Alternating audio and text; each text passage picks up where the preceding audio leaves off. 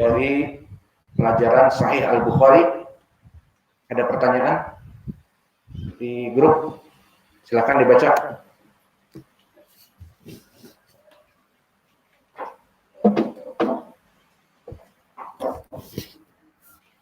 Assalamualaikum Ustaz Sa'id, semoga selalu disehatkan dan dijaga oleh Allah. Amin. Dimudahkan pembangunan masjidnya. Amin. Ada pertanyaan dari teman saya. Setiap hari tertentu di masjid sekitar kami, ibu-ibu melaksanakan pengajian membaca sholawat nariyah. Mereka diberikan seperti stiker yang ditempel di rumah bertuliskan sholawat nariyah. Apa hukumnya membaca sholawat tersebut, Ustaz? Apakah mendapatkan pahala saat membacanya? Tuh antum sholawat nariyah.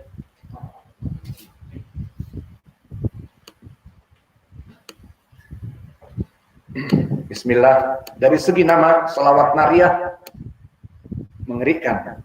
Salawat yang panas, nar, dari api. Salawat nariyah barakallahu fikum adalah salawat yang muhdatsah, salawat yang bid'ah, diada-adakan, langsung jebret, seperti itu jawabnya.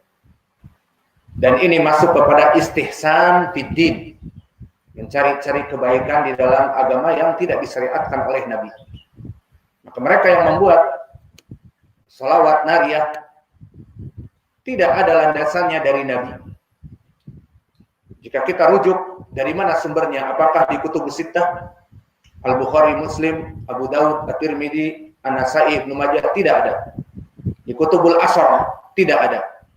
Di Kutub Masanid, Musnad Imam Ahmad, Musnad At-Tayalisi, dan Kutub Musannafat Abdul Razak, Ibnu Abi Saibah dan yang lainnya tidak didapati. Maka dari mana salawat ini kemudian diajarkan dan diyakini yang membacanya mempunyai keutamaan demikian? Lalu bagaimana hukum membacanya? Hukumnya tidak boleh, bahkan kita katakan haram. Loh, kok bisa sampai haram? Mana pendalilannya? Pendalilannya agar mudah untuk menghukuminya bahwa dia bid'ah, tidak ada landasan dari Nabi dan dianggap kebaikan dibaca padahal karya manusia, dan kita katakan tadi hukumnya haram. Ayo kita cross check semuanya itu dengan dalil. Kita cross check apa itu salawat nariyah. Salawat nariyah salawat yang pendek dan lafadznya masyhur, di mana-mana ada, dan benar seperti yang ditanyakan oleh penanya. Sekarang diberikan stiker-stiker, ditempel di rumahnya agar dihafal, di kaca agar di saat berkaca para ibu-ibu melihat dan membacanya. Lihat, sudah sampai seperti itu. Maka Al-Quran ataupun hadits-hadits yang sahih dari Sahih Al-Bukhari wa Muslim, jarang ada yang seperti itu ditempel di kaca dan sebagainya. Maka ini ditempel di kaca di saat berdandan ataupun ditempel di depan pintu saat mau masuk baca. Salawat nariyah kita cross check lafadznya adalah Allahumma sholli salatan kamilatan wa salim salaman taman ala sayyidina Muhammadin sallallahu alaihi wasallam alladzi tanhilu bihil aqd wa tufriju bihil karb wa taqda bihil hawaij wa tanalu bihi ar-raghaib wa husnul khawatim wa yastasqa al-ghamam biwajhihil karim wa ala alihi wa sahbihi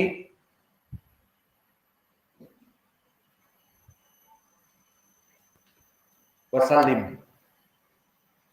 Lalu mana dari pendalilan haramnya di sini? Pertama, di dalamnya ada kalimat-kalimat syirkiyah yang gulu, berlebih-lebihan dalam pengagungan Nabi, yang mana mengkultus individukan Nabi yang merupakan dia adalah seorang Rasul dan hamba Allah, bahkan bisa jadi kepada tauhid ar-rububiyah. Karena lafaz tanhilu bihil aqd wa tatafarrajul karb wa taqdil hawaij, yang maknanya bahwa Nabi adalah pembuka ikatan kesusahan dan pembebas dari kemalangan dan penderitaan, dan zat yang memenuhi hajat-hajat kita. Maka lafaz-lafaz ini lafaz yang berlebihan, menjadikan Nabi seolah-olah mempunyai sifat rububiyah yang menyaingi Allah Jalla wa'ala dalam permasalahan al-amru wa tadbir, yang mana alalahul khalqu wal amru. Di Al-Quran disebutkan hanya untuk Allah lah al-khalqu, sifat rububiyah penciptaan, dan sifat rububiyah pengaturan.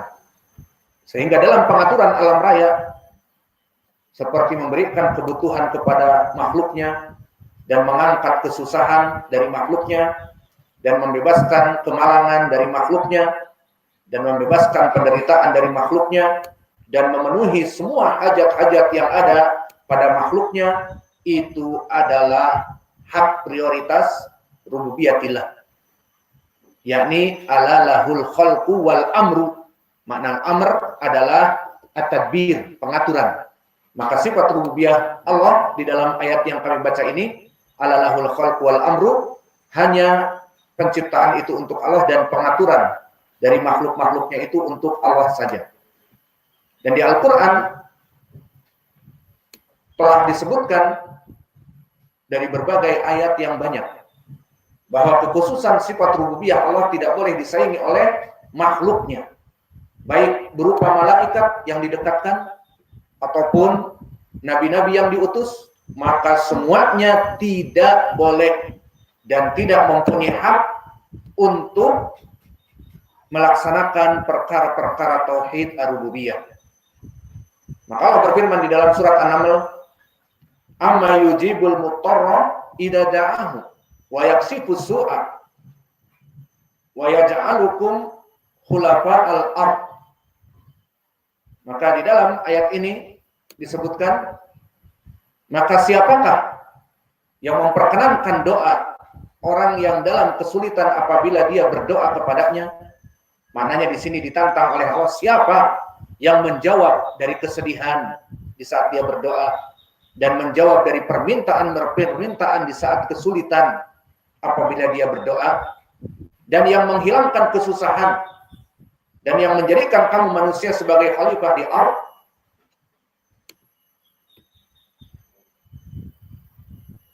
Ilahun ma'allah, maka apakah ada sesembahan yang hak yang disembah selain Allah? Maka di dalam ayat ini menjadi pendalilan tentang sifat rububiyatillah, yang mana dia itu tidak boleh dari makhluk-makhluk untuk mengambil sebagian darinya, baik malaikatun muqarrabun atau nabiyyun mursal, baik nabi yang diutus ataupun malaikat-malaikat yang didekatkan. Maka yang pertama, selawat nariyah ada kultus individu sampai menjadikan nabi sebagai gulu dan berlebihan mempunyai sifat ar-rububiyah. Dan perkara yang kedua, dari segi kebid'ahan, di mana selawat nariyah ini tidak ada di kitab Sunan wal Masanid, baik marfu dari ucapan Nabi ataupun mauquf dari ucapan sahabat ataupun athar dari salaf kita, dari tabi'i, itba'ut tabi'in, kecuali dari hadits-hadits ahli thariqah, dari kelompok as-sufiyah, yang jika kita rujuk tidak didapatkan sanadnya. Kenapa tidak didapatkan sanadnya? Karena buatan manusia yang tidak bersambung kepada ucapan Nabi, dan mereka kok bisa seperti ini mengamalkan amalan tanpa sanad, dikatakan ini dari Nabi tanpa sanad kepada Nabi, dan yang mengatakan adalah orang yang hidup di 300 Hijriah, karena disebutkan oleh para ulama seperti Ibnu Taimiyah dan yang lainnya rahimahumullah, dohir dari kelompok as-sufiyah setelah 200-an ke bawah, 300-an yang lebih dekat, itulah dohir kelompok as-sufiyah. Maka dari mana mereka membuat selawat nariyah sanadnya dari Nabi? Tidak ada. Lalu kok bisa mereka mengatakan haddatsani qalbi an rabbi? Mereka mengatakan haddatsani qalbi, meriwayatkan hatiku Dari mana hatiku? Dari Allah. Tidak butuh lagi kepada Nabi. Kenapa? Kok bisa error seperti ini? Karena keyakinan mereka kelompok as-sufiyah, gulatus sufiyah tentang ayat wa'bud rabbaka hatta ya'tiyakal yaqin. Maka jika kalian mendalami makna dari ayat ini, disebutkan oleh ahli tafsir, kelompok as-sufiyah seperti ucapan Imam Ibnu Katsir juga, kelompok gulatus sufiyah yang mana mereka adalah az-zanadiqah, disebutkan sebagai orang-orang yang sudah keluar dari Islam. Mereka meyakini dari ayat ini makna yakin adalah apa? Ilmu yakin. Maka mereka membagi ilmu macam-macam. Ilmu yang kita pelajari sekarang di masjid ini, ilmu syar'i, kata mereka ilmu rendahan. Ilmu menghafalkan Al-Quran, sunnah, itu ilmu rendahan. Ilmu basic. Awal dari orang menuntut ilmu harus seperti itu. Namun ilmu yang paling tinggi, ilmu yakin, ilmu ma'rifah. Mereka beristidlal dengan ayat ini, wa'bud rabbaka hatta ya'tiyakal yaqin. Jika sudah mencapai ma'rifah, yakin, maka tidak butuh lagi ibadah. Lalu siapa yang mencapai ilmu yakin? Maka mereka para aulia. Dari sinilah kultus individu mereka sampai mereka mau menerima daripada Dajjalin yang mengaku saya sudah melihat Allah dan mengaku dirinya menjadi wali dan mempunyai syariat-syariat yang tidak butuh kepada syariat Nabi, karena Allah berfirman wa'bud rabbaka hatta ya'tiyakal yaqin. Ibadahlah kamu kepada Allah sampai kamu mencapai ilmu yaqin, ilmu ma'rifah. Maka jika kamu sudah mencapai ilmu ma'rifah, tidak butuh lagi kepada ajaran Nabi Muhammad. Dari sini asalnya. Maka kelompok orang-orang yang belajar kepada gulatus sufiyah, kadang-kadang di antara mereka seperti orang gila. Karena apa? Karena mencari ilmu ma'rifah yang dia tidak mengetahui hakikatnya bagaimana. Akhirnya, jika kita tanya, oke, kita ingin menjadi seperti kamu, wahai wali. Gimana sih? Enak banget. Apa-apa yang haram jadi halal, khamar jadi halal, zina halal, dan yang wajib-wajib bisa dikatakan mubah. Puasa Ramadan tidak wajib lagi, enak banget. Beristidlal dengan ayat wa'bud rabbaka hatta ya'tiyakal yaqin. Pengen yakin nih, pengen dapat ilmu ma'rifah, gimana caranya? Mereka jawabnya gimana? Apakah seperti kita belajar Al-Quran, ngapalin Quran dulu, lalu ngapalin hadis Sahih Al-Bukhari, Muslim? Lah, itu doyaul waqt, waste the time, buang-buang waktu. Lalu gimana? Kamu ikut pegang thariqah dari guru, baik thariqah Naqsabandiyah, thariqah Syadiyah, thariqah Qadiriyah, thariqah yang lain. Pegang wali yang mengajarkan thariqah Imam Agung itu, yang wali dia itu, bagaikan kamu seorang mayit di tangan orang yang memandikannya. Digerakkan tangan kirinya, gerak tangan kiri. Diolengkan sedikit kepalanya agar dicuci bagian tengkuk, oleng. Nah, seperti itu kamu. Akhirnya harus bertaklid buta. Dari sinilah bagaimana para dajjalin, orang-orang gulatus sufiyah yang mengaku sudah mencapai tingkat wali. Seperti antum lihat di YouTube banyak. Ada amalan dari wali fulan Naqsabandiyah bahwa sekarang la ilaha illallah tidak hanya menggelengkan kepala la ilaha illallah, tapi berdiri dan berjingkrak-jingkrak. Itu sekarang yang lagi mode. Bahkan di negara kufar, berjingkrak-jingkrak diiringi musik. Yang musiknya dari mereka dibuat, dan kita mendapat khabar di Eropa, mereka menyewa bar. Dan musiknya, kalau di bar apa? Pakai DJ. Pakai DJ, akhirnya jingkrak-jingkrak di bar. Itu dari mana? Dari amalan Syekh thariqah kami. Kan Nabi nggak mengajarkan seperti itu. Biarkan Nabi, biarkan Syekh thariqah kami. Karena wa'bud rabbaka hatta ya'tiyakal yaqin. Mereka sudah mencapai tingkat yakin. Ini dia. Kenapa kok bisa sampai mereka mengamalkan suatu hadis yang tidak ada sanad dari Nabi, dan bahkan tidak ada asalnya. Cukup dari mana ini? Dari wali fulan. Sudah cukup. Kenapa? Karena tadi mereka mengkultus individukannya. Mereka mengatakan hadatsani qalbi an rabbi. Aku meriwayatkan dari hatiku, dari Rabbku, dari Allah. Tidak butuh lagi kepada Nabi Muhammad. Maka inilah sebab kok bisa salawat nariyah ada dan tersebar, padahal sanadnya tidak sampai kepada Nabi, cukup dengan ucapan wali, maka itu menjadi hujjah bagi mereka. Maka barang siapa yang ingin mendapatkan ilmu yakin, caranya bukan menghafal Quran dan hadis, menghafalkan Al-Bukhari dengan sanad, tidak butuh. Cukup taklid buta kepada wali dari amir ataupun pemimpin thariqah tersebut. Ini dia. Adapun dari segi yang ketiga, telah datang sifat bacaan salawat yang direkomendasikan oleh Nabi seperti salawat Ibrahimiyah dan salawat Nabi Muhammad yang kita mengamalkannya di dalam salat kita, seperti datang diriwayatkan oleh Imam Al-Bukhari dan Muslim dari Ka'ab bin Ujrah. Di saat Ka'ab bin Ujrah bertanya, bagaimana salawat kepadamu wahai Rasulullah? Dijawab oleh Nabi, maka bacalah faqulu di saat salat. Allahumma shalli ala Muhammad wa ala ali Muhammad kama shallaita ala Ibrahim wa ala ali Ibrahim innaka Hamidun Majid. Allahumma barik ala Muhammad wa ala ali Muhammad kama barakta ala Ibrahim wa ala ali Ibrahim innaka Hamidun Majid.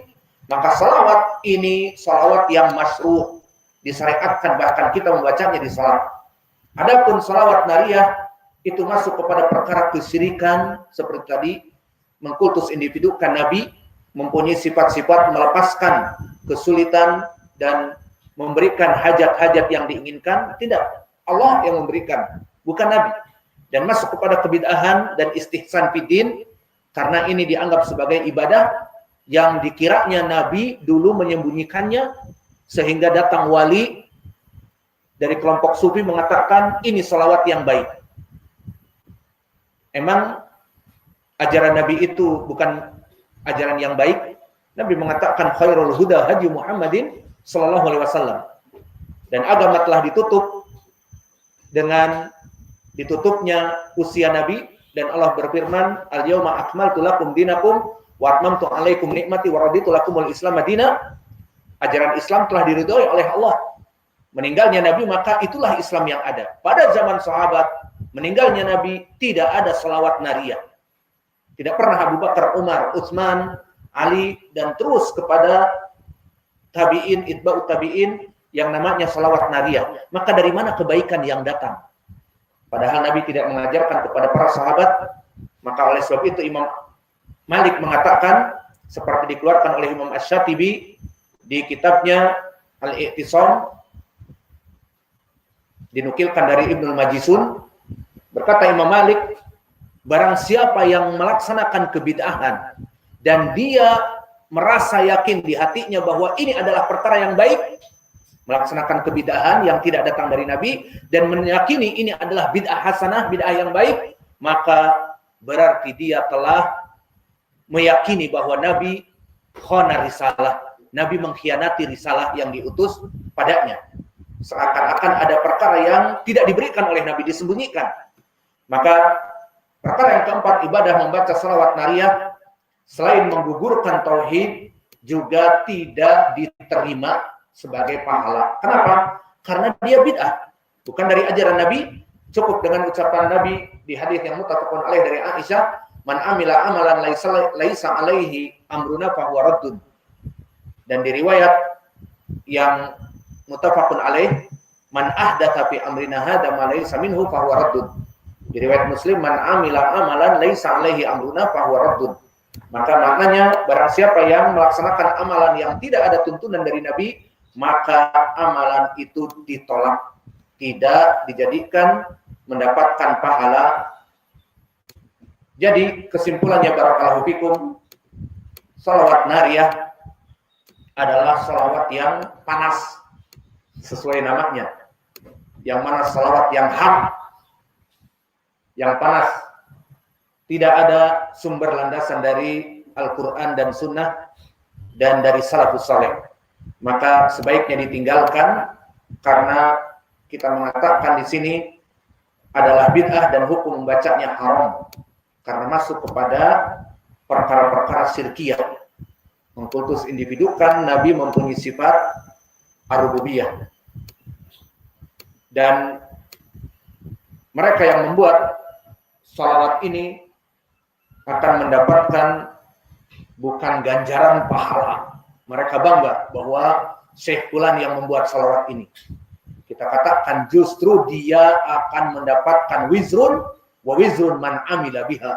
Dia mendapatkan keburukan karena melaksanakan kebid'ahan, ajaran yang tidak sesuai dengan Nabi, dan orang-orang yang melakukan setelahnya seperti para ibu-ibu di masjid dan nanti ditempel di kamar, dibaca oleh anaknya, oleh putrinya dan sebagainya, semuanya kembali bermuara kepada orang yang membuat itu kan.